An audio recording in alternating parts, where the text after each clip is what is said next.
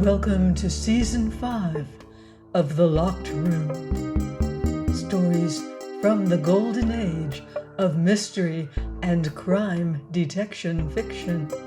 I'm Mardell, and our first story features that giant brain, the thinking machine, in The Problem of Convict 97 by Jacques Futrelle. Martha opened the door. Her distinguished master, Professor Augustus S. F. X. Van Dusen, the thinking machine, lay senseless on the floor. His upturned face, always drawn and pale, was deathly white now. The thin, straight lips were colorless, the eyelids drooping, and the profuse yellow hair was tumbled back from the enormous brow in disorder. His arms were outstretched on either side helplessly, and the slender white hands were still and inert. The fading light from the windows over the laboratory table beat down upon the pitifully small figure, and so for the moment Martha stood with distended eyes, gazing in terror and apprehension. She was not the screaming kind, but a great lump rose in her old throat. Then, with fear tearing at her heart, she swooped the slender childlike figure up in her strong arms and laid it on a couch. "Glory be!" she exclaimed, and there was devotion in the tone, devotion to this eminent man of science, whom she had served so long. "What could have happened to the poor, poor man?" For another moment she stood looking upon the pallid face. Then the necessity of action impressed itself upon her. The heart was still beating, she convinced herself of that, and he was breathing. Perhaps he had only fainted. She grasped at the idea hopefully and turned, seeking water.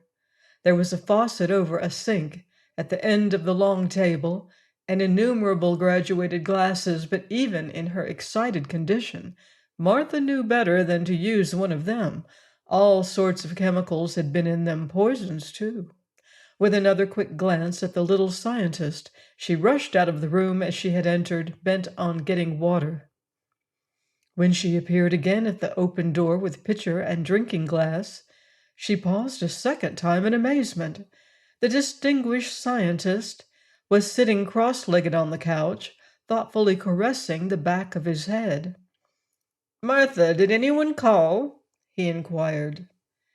"Lord, sir! Oh, what did happen to you?" she burst out amazedly. "A little accident," he explained irritably. "Did anyone call?" "No, sir. How do you feel now, sir?" "Don't disturb yourself about me, my good woman. I'm all right," the thinking machine assured her, and put his feet to the floor. "You are sure no one was here?" "Yes, sir. Lord, you was that white when I picked you up from the floor there." "Was I lying on my back or my face?" "Flat of your back, sir. All sprawled out. I thought you was dead, sir." Again the thinking machine thoughtfully caressed the back of his head, and Martha rattled on verbosely, indicating just where and how he had been lying when she opened the door. "Are you sure that you didn't hear any sound?" again queried the scientist. "Nothing, sir." "Any sudden jar?" "Nothing, sir, nothing. I was just laying the tea things, sir, and opened the door to tell you it was ready." She poured a glass of water from the pitcher, and the thinking machine moistened his lips, to which the color was slowly returning. "Martha," he directed, "go see if the front door is closed, please." Martha went out. "Yes, sir," she reported on her return. "Locked?" "Yes, sir." The thinking machine arose and straightened up, almost himself again. Then he went over to the laboratory table and peered squintingly into a mirror which hung there, after which he wandered all over his apartments, examining windows, trying doors, and stopping occasionally to stare curiously about at objects which had been familiar for years. He turned. Martha was just behind him, looking on wonderingly. lost something, sir?" she asked solicitously. "You are sure you didn't hear any sound of any sort?" he asked in turn. "Not a thing, sir." Then the thinking machine went to the telephone. In a minute or so, he was in conversation with Hutchinson Hatch, newspaper reporter. "Heard of any jail delivery at Chisholm Prison?" he inquired. "No," replied the reporter. "Why?" "There's been an escape," the scientist said positively. "Who was it?" demanded the reporter eagerly. "How did it happen?" "The prisoner's name is Philip Guilfoyle. I don't know how he got out, but he is out." "Philip Guilfoyle," Hatch repeated. "Oh, he's the forger who—" "Yes, the forger," said the thinking machine abruptly. "He's out. You might go over and investigate, then come by and see me." Hatch spoke to his city editor and rushed out. Half an hour later, he was at Chisholm Prison, a vast spreading structure of granite in the suburbs, and in conversation with the warden, an old acquaintance. "Who was it that escaped?" Hatch began briskly. "Escaped?" repeated the warden with a momentary start, and then he laughed. "Nobody." "You have been keeping Philip Guilfoyle here, haven't you?" "I am keeping Philip Guilfoyle here," was the grim response. "He is number 97 and is now in cell 9. "How long since you have seen him?" the reporter insisted. 10 minutes, was the ready response. The reporter was staring at him steadily, but the warden's eyes met his frankly. Now, there have been instances where denials of this sort have been made offhand with the idea of preventing the public from knowing the truth as long as possible. Hatch knew of several. "May I see Guilfoyle?" he inquired coldly. "Sure," replied the warden cheerfully. "Come on, I'll show you." He escorted the newspaper man along the corridor to cell 9. "97, are you there?" he called. "Where'd you expect I'd be?" grumbled someone inside. "Come to the door for a minute." There was a movement inside the cell, and the figure of a man approached the door out of the gloom. It had been several months since Hatch had seen Philip Guilfoyle, but there was not the slightest question in his mind about the identity of this man. It was Guilfoyle. The same sharp hooked nose, the same thin-lipped mouth, everything the same, save now the prison pallor was upon him. There was frank surprise in the reporter's face. "Do you know me, Guilfoyle?" he inquired. "I'll never forget you," replied the prisoner. There was anything but a kindly expression in the voice. "You're the fellow who helped send me here, you and the old professor chap." Hatch led the way back to the warden's office. "Look here, warden," he remarked pointedly, accusingly. "I want to know the real facts. Has that man been out of his cell since he's been here?" "No, except for exercise," was the reply. "All the prisoners are allowed a certain time each day for that." "I mean, has he never been out of the prison?" "Not on your life," declared the warden. "He's in for 8 years, and he doesn't get out till that's up." "I have reason to believe, the best reason in the world to believe, that he has been out," insisted the reporter. "You're talking through your hat, Hatch," said the warden, and he laughed with the utmost good nature. "What's the matter, anyway?" Hatch didn't choose to tell him. He went instead to a telephone and called up the thinking machine. "You're mistaken about Guilfoyle having escaped," he told the scientist. "He's still in Chisholm Prison." "Did you see him?" came the irritable demand. "Saw him and talked to him," replied the reporter. "He was in cell 9 not 5 minutes ago." There was a long silence. Hatch could imagine what it meant. The thinking machine was turning this over and over in his mind. "You're mistaken, Mr. Hatch," came the surprising statement at last in the same irritable, querulous voice. "Guilfoyle is not in his cell. I know he is not. There is no need to argue about it. Goodbye." It so happened that Professor Augustus S.F.X. Van Duzen was well acquainted with the warden of Chisholm Prison. Thus it was that when he called at the prison half an hour or so after Hatch had gone, he was received with more courtesy and attention than would have been the case if he had been a casual visitor. The warden shook hands with him, and there was a pleasant, reminiscent grin on his face. "I want to find out something about this man Guilfoyle," the scientist began abruptly. "You too," remarked the warden. "Hutchinson Hatch was here a little while ago inquiring about him." "Yes, I sent him," said the scientist. "He tells me that Guilfoyle is still here." "He is still here," said the warden emphatically. "He's been here for nearly a year and will remain here for another 7 years. Hatch seemed to have an impression that he'd escaped. Do you happen to know where he got that idea?" The thinking machine squinted into his face for an instant inscrutably, then glanced up at the clock. It was 18 minutes past 8 o'clock.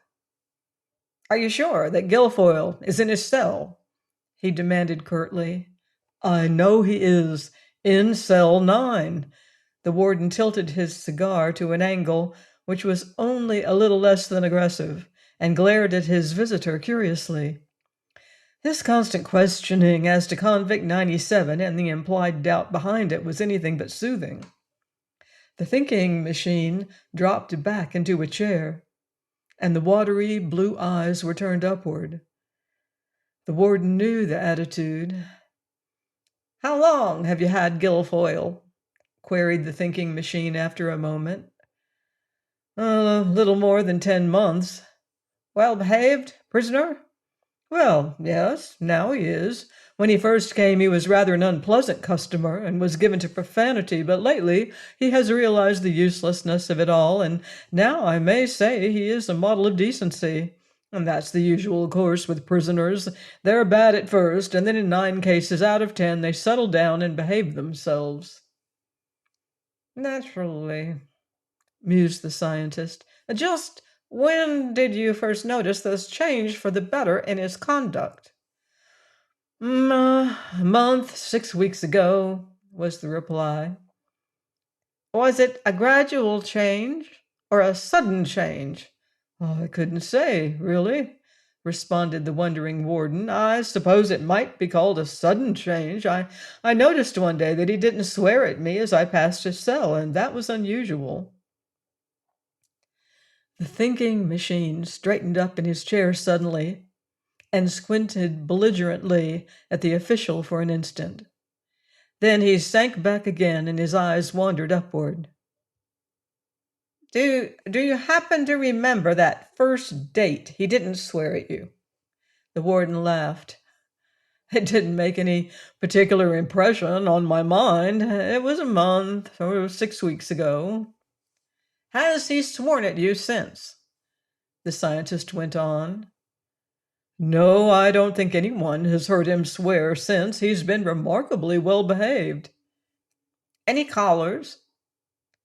"Well, not for a long time. A physician came here to see him twice. There was something the matter with his throat, I think." "How did it happen that the prison physician didn't attend him?" demanded the thinking machine curiously. "Well, he asked that an outside physician be called," was the response. "He had $12 or $15 here in the office. I paid the physician out of that." Some new line of thought had evidently been awakened in the scientist's mind, for there came a subtle change in the drawn face, and for a long time he was silent.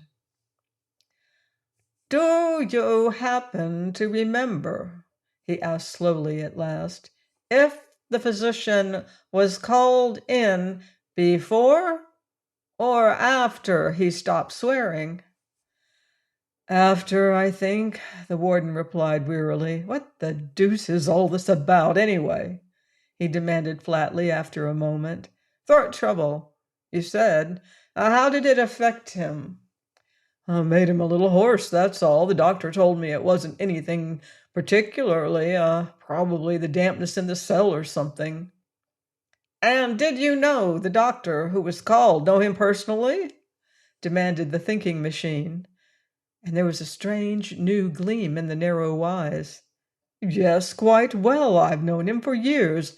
I let him in and let him out. The crabbed little scientist seemed almost disappointed. He dropped back again into the depths of the chair. Do you want to see Guilfoyle? Asked the warden. Not yet, was the reply. But I should like you to walk down the corridor very, very softly and flash your light in cell 9 and see if convict 97 is there. The warden came to his feet suddenly. There was something in the tone which startled him. But the momentary shock was followed instantly by a little nervous laugh. No man knew better than he that convict 97 was still there. Yet, to please this whimsical visitor, he lighted his dark lantern and went out. When he returned, there was a queer expression on his face, almost an awed expression. Well, queried the scientist, was he asleep? No, replied the warden, he wasn't. He was down on his knees beside his cot, praying.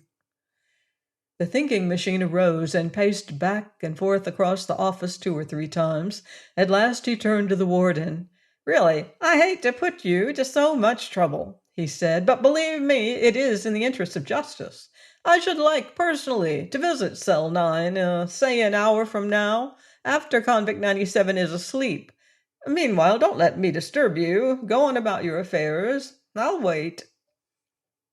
And then and there the thinking machine gave the warden a lesson in perfect repose. He glanced at the clock. The hands indicated 8:40, then sat down again, and for 1 hour he sat there without the slightest movement to indicate even a casual interest in anybody or anything. The warden, busy with some accounts, glanced around curiously at the diminutive figure 6 times. Once or twice he imagined his visitor had fallen asleep, but the blue eyes behind the thick spectacles, narrow as they were, belied this idea. It was precisely 21 minutes of 10 o'clock when the thinking machine arose. Now, please, he requested. Without a word of protest, the warden relighted the dark lantern, opened the doors leading into the corridor of the prison, and they went on to cell 9. They paused at the door.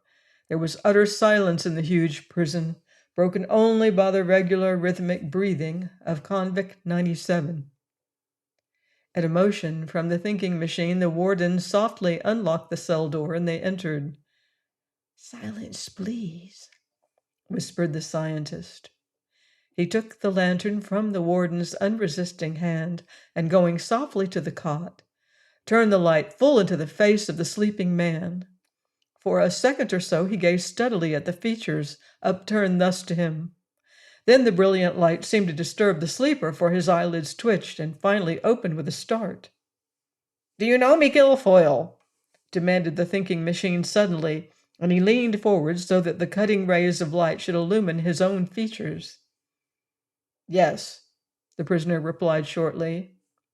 What's my name? Insisted the scientist. Van Duzen, was the prompt reply. I know you all right. Convict 97 raised himself on an elbow and met the eyes of the other 2 men without a quiver. What size shoe do you wear? Demanded the scientist. None of your business, growled the convict. The thinking machine turned the lantern to the floor and found the shoes the prisoner had laid aside on retiring. He picked them up and examined them carefully, after which he replaced them, nodded to the warden, and they went out. The prisoner lay for a long time, resting on his elbow, seeking to piece the gloom of the cell and corridor beyond with wide-awake eyes, then, sighing, lay down again. Let me see Guilfoyle's pedigree, and I shall not annoy you further, the thinking machine requested, once they were in the warden's office again. The book was forthcoming. The scientist copied accurately and at length everything written therein concerning Philip Guilfoyle. And last, he requested, the name, please, of the physician who called to see Convict 97. Dr. Heindel, replied the warden. Dr. Delmore L. Heindel. The thinking machine replaced his notebook in his pocket, planted his hat more firmly on the great shock of yellow hair, and slowly began to draw on his gloves. What is all this thing about Guilfoyle, anyhow? Demanded the warden desperately. Be good enough to inform me what the deuce you and Hatch have been driving at. You are, I believe, an able, careful, conscientious man, said the thinking machine. And I don't know that under the circumstances you can be blamed for what has happened, but the man you have in cell 9 is not Philip Guilfoyle. I don't know who your Convict 97 is, but Philip Guilfoyle hasn't been in Chisholm prison for weeks. Good night. And the crabbed little scientist went on his way. For the third time, Hutchinson Hatch rapped upon the little door. The echo reverberated through the house, but there came no answering sound. The modest cottage in a quiet street of a fashionable suburb seemed wholly deserted. Yet, as he stepped back to the edge of the veranda, he could see a faint light trickling through closely drawn shutters on the second floor. Surely there must be someone there, the reporter reasoned, or that light would not be burning. And if someone was there, why wouldn't they answer? As he looked, the trickling light remained still, and then he went to the door and tried it.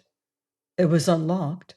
He merely ascertained that the door yielded readily under his hand. Then he rapped for the fourth time. No answer yet. He was just turning away from the door when suddenly it opened before him. A single arm shot out from the gloom of the hall, and before he could retreat had closed on the collar of his coat. He was hauled into the house despite an instinctive resistance. Then the door banged behind him. He could see nothing. The darkness was intense, but still that powerful hand gripped his collar. I'll fix your clock, young fellow, right now, said a man's voice. Then, even as he struggled, he was conscious of a heavy blow on the point of the chin, strange lights dancing fantastically before his eyes. He felt himself sinking, and then he knew no more. When he recovered consciousness, he lay stretched full length upon a couch on a strange room. His head seemed bursting, and the rosy light of dawn through the window caused a tense pain in his eyes. For half a minute he lay still, until he had remembered those singular events which had preceded this, and then he started up. He was leaning on one elbow, surveying the room, when he became conscious of the rustling of skirts. He turned. A woman was advancing toward him, a woman of apparently 30 years, in whose sweet face lay some heavy, desperate grief. Involuntarily, Hatch struggled to his feet. Perhaps it was a spirit of defense, perhaps a natural gallantry. She paused and stood looking at him. What happened? He demanded flatly. What am I doing here? The woman's eyes grew suddenly moist, and her lips trembled. I'm glad it was no worse, she said hopelessly. Who are you? Hatch asked curiously. Please, don't ask, she pleaded. Please don't. If you are able to go, please go now while you may. The reporter wasn't at all certain that he wanted to go. He was himself again now, confident, alert, with new strength rushing through his veins, and a naturally inquisitive mind fully aroused. If it was only a poke in the jaw he got, it didn't matter much. He'd had those before. And besides, here was something which demanded an explanation. Who was the man who struck me last night? He asked. Please go, the woman pleaded. Believe me, you must. I can't explain anything. It's all horrible and unreal and hideous. Tears were streaming down the wan cheeks now, and the hands closed and unclosed spasmodically. Hatch sat down. I'm not going yet, he said. Tell me about it. There's nothing I can tell. Nothing. The woman sobbed. She buried her face in her hands and wept softly. Then Hatch saw a great bruised spot against her cheek and neck. It might have been the mark of a lash. Whatever peculiar kind of trouble he was in, he told himself, he was not alone, for she, too, was a victim. You must tell me about it, he insisted. I can't, she wailed. And then a cringing, awful fear came into her tear-stained face as she lifted her head to listen. There was the sound of footsteps outside the door. He'll kill you, whispered the woman. Hatch set his lips grimly, motioned her to silence, and stepped toward the door. A heavy chair stood there. He weighed it judicially in his hands, glanced toward the woman reassuringly. She had dropped down on the couch and had buried her face in a pillow. Her slender form was shaking with sobs. Hatch raised the chair above his head and closed his hands on it fiercely.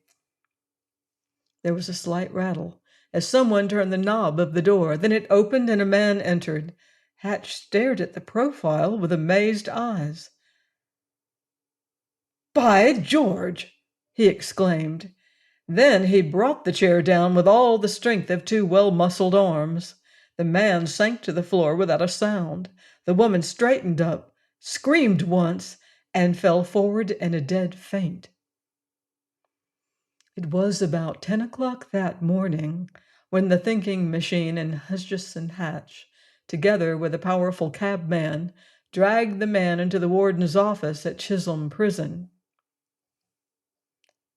Here's your man, Philip Guilfoyle, said the thinking machine tersely.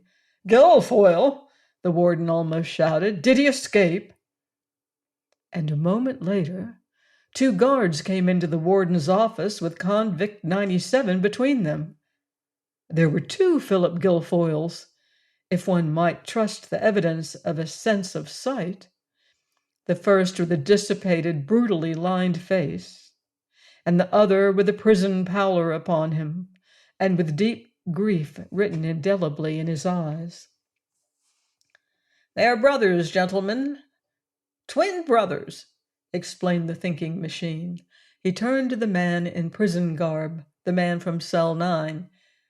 This is the Reverend Phineas Guilfoyle, pastor of a fashionable little church in a suburb, and, he turned upon the man whom they'd brought there in the cab, this is Philip Guilfoyle, forger. This is Convict 97. The warden and the prison guard stood stupefied, gazing from one to the other of the two men. The facial lines were identical. Physically, they had been cast in the same mold. The only real difference between them, except a radical mental difference, is the size of their feet, the thinking machine went on. Philip Guilfoyle, the forger, the real Convict 97, who has been out of this prison for 5 weeks and 4 days, wears a number 8.5 shoe, according to your own records, Mr. Warden. The Reverend Phineas Guilfoyle, who has been in his brother's place, cell 9, for 5 weeks and 4 days, wears a number 7 shoe. See here. He stooped suddenly, lifted one of Dr. Guilfoyle's feet, and slipped one shoe off without even untying it. It showed no impression of the foot at all in the upper part. It was so large. Dr. Guilfoyle dropped back weakly into a chair without a word and buried his face in his hands. Philip Guilfoyle, the forger, his head still awhirl with the fumes of liquor, took one step toward his brother, then sat down and glared from one to the other defiantly. But how? What? When did they change places? Demanded the warden stammeringly. The whole thing was a nightmare to him. Precisely 5 weeks and 4 days ago, replied the thinking machine. Your records show that. On your own books, in your own handwriting, is a complete solution of the problem. Although you didn't know it, he added magnanimously. Everything is there. Let me see the book a moment. The squint eyes ran rapidly down a page and stopped at a written entry opposite the pedigree record. September 3rd, Miss P. Guilfoyle, sister, permitted half-hour's conversation with 97 in the afternoon, brought permission from chairman of prison commission. That's the record of the escape, continued the thinking machine. Philip Guilfoyle has no sister. Therefore, the person who called was the Reverend Dr. Phineas Guilfoyle, an only brother, and he wore woman's clothing. He went to that cell willingly, and for the specific purpose of changing places with his brother. The motive doesn't appear, and was to remain in the cell for a time agreed upon. The necessary changes of clothing were made, and instructions which were to enable the minister to impersonate his brother were given, and they were elaborate. Then Philip Guilfoyle, Convict 97, walked out as a woman. I dare say he invited a close scrutiny. It was perfectly safe because of his remarkable resemblance to the man he had left behind. Amazement in the warden's eyes was giving way to anger at the trick of which he had been the victim. He turned to the guards who had stood by silently. "Take this man back," he directed, and indicated Philip Guilfoyle. "Put him where he belongs." Then he turned toward the white-faced minister. "I shall deliver you over to the police." Philip Guilfoyle was led away. Then the warden reached for the telephone receiver. "Now, just a moment, please," requested the thinking machine, and he sat down. "You have your prisoner now, safely enough. And here you are about to turn over to the police the man whose every act of life has been a good one. Now remember that for a moment, please." "But why should he change places with my prisoner?" blazed the warden. "That makes him liable too. The statutes are specific on—" "The Reverend Dr. Guilfoyle has done one of the most amazing, not to say heroic, things that I ever heard of," interrupted the scientist. "Now, wait a minute. He, a man of position, of reputation, of unequaled, unquestioned morals, a good man, deliberately incarcerates himself for the sake of a criminal brother who, in this man's eyes, must be free for a short time at any rate. The reason of this, the necessity, while urgent, still doesn't appear. Dr. Guilfoyle trusted his brother, criminal though he was, to return to his cell in 4 weeks and finish his sentence. The exchange of prisoners then was to be made in the same manner. That the criminal brother did not return as he agreed, but that Dr. Guilfoyle was loyal to him even then and lived up to the lie can only reflect credit upon Dr. Guilfoyle for a self-sacrifice which is almost beyond us prosaic people of this day." "I did it because—" Dr. Guilfoyle began hoarsely, his voice quivering with emotion. It was the first time he had spoken. "It doesn't matter why you did it," interrupted the thinking machine. "You did it for love of a brother, and he betrayed you to the point of his taking possession of your house while maudlin from drink, to the point of striking your wife like the coward he is, and of making a temporary prisoner of Mr. Hatch here, who had gone to your home to investigate. It is due to Mr. Hatch's personal courage that your wife is freed from him. She was practically a prisoner, and that he is now in his cell again." Dr. Guilfoyle's face went pallid for an instant, and he staggered to his feet, with lips tightly pressed together, fighting back an emotion which nearly overwhelmed him. After a moment came a strange softening of his features, and he stood staring out the window into the prison yard with upraised eyes. "That's all of it," said the scientist after a moment. "I don't think, Mr. Warden, that justice would demand the imprisonment of this man. I believe it would be far better to let the matter remain just between ourselves. It will not happen again, and—" "But it was a crime," interrupted the warden.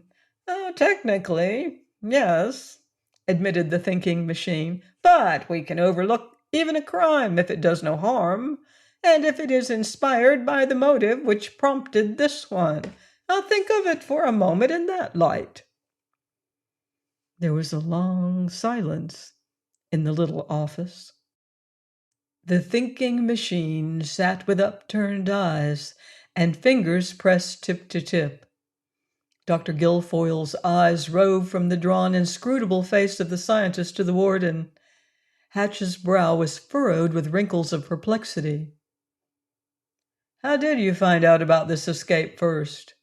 asked the reporter curiously. "I knew Philip Guilfoyle had escaped because I saw him," replied the thinking machine tersely. "He came to my place, evidently, to kill me. I was in my laboratory. He came up behind me to strike me down. I glanced into a mirror above my work table, saw him, and tried to avoid the blow. It caught me in the back of the head. I fell unconscious. Martha made some noise outside, which must have frightened Guilfoyle, for he fled. The front door locked behind him. It's a spring lock. But I had recognized the escaped prisoner perfectly. I never forget faces.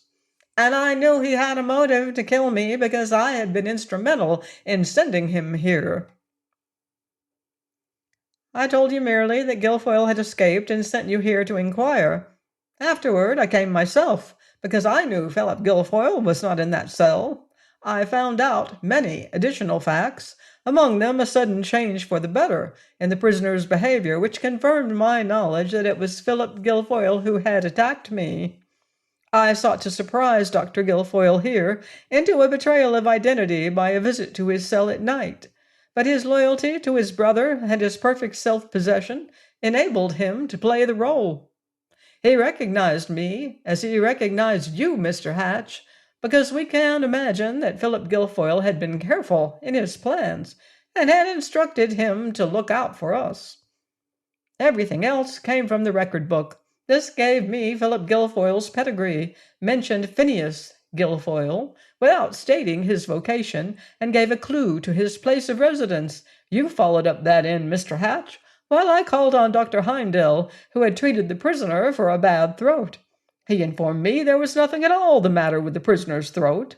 So a plain problem, in addition, brought me a definite knowledge of what had happened. In conclusion, I may say that Dr. Guilfoyle planned only a 4-week stay here. I know that because you told me he had gone on a 4 weeks vacation." The minister's eyes again settled on the face of the warden. That official had been turning the matter over in his mind. Evidently at length, as he listened. Finally, he spoke. "You had better go back to the cell, Dr. Guilfoyle," he said respectfully, "and change clothing with your brother. You couldn't wear that prison suit in the street safely." Join me next time for another curious case with confounding clues here on The Locked Room. In the meantime, beware of footsteps in the dark.